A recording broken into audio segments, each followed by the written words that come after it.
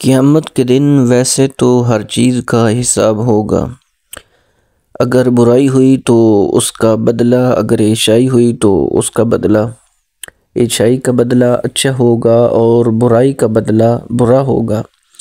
لیکن رحمت کونین صلی اللہ علیہ وآلہ وسلم نے ارشاد فرمایا کہ 4 مقامات ایسے ہیں کہ جہاں پر خرچ کرنے سے اللہ رب العالمین حساب نہیں لے گا۔ پہلا مقام، جو انسان والدین پہ خرچ کرتا ہے، ان کے لباس کے لیے، ان کے کھانے پینے کے لیے، ان کی ضروریات کو پورا کرنے کے لیے جو انسان خرچ کرتا ہے، قیامت کے دن اللہ رب العالمین اس خرچ کیے ہوئے کا اس سے حساب نہیں لے گا۔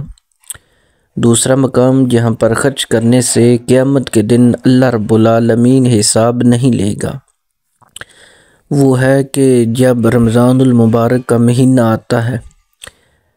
فجر سے پہلے سحری کا جو اہتمام کیا جاتا ہے، اس کے لیے کھانا بنایا جاتا ہے اور طرح طرح کی چیزیں سحری کے اہتمام کے لیے بنائی جاتی ہیں، ان کا حساب بھی اللہ رب العالمین قیامت کے دن نہیں لے گا۔ تیسرا مقام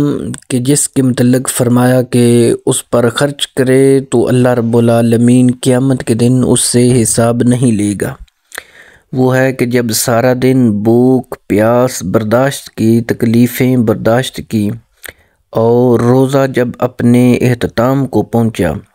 افطاری کا جو اہتمام کیا، اس پر طرح طرح کی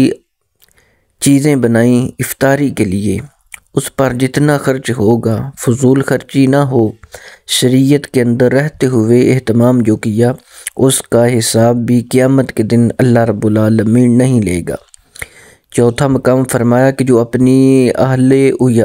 عیال پر خرچ کرتا ہے، اپنی بیوی پر خرچ کرتا ہے، بچوں پہ خرچ کرتا ہے، بیٹی بیٹے پہ خرچ کرتا ہے، وہ شریعت کی حدود میں رہتے ہوئے ہو اور وہ فضول خرچی نہ ہو، وہ اپنی بیٹی پہ خرچ کرے، اس کے لباس پہ خرچ کرے، اس کی ضروریات کو پورا کرے،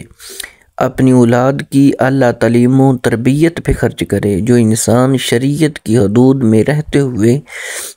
ان 4 مقامات پر خرچ کرے اور فضول خرچی نہ ہو، تو کل قیامت کے دن سرور کونین صلی اللہ علیہ وآلہ وسلم نے فرمایا کہ اللہ رب العالمین ان 4 مقامات پر خرچ کرنے والے سے حساب نہیں لے گا۔ ان 4 مقامات پہ جو خرچ ہوا اس کا حساب اللہ رب العالمین اس سے نہیں لے گا۔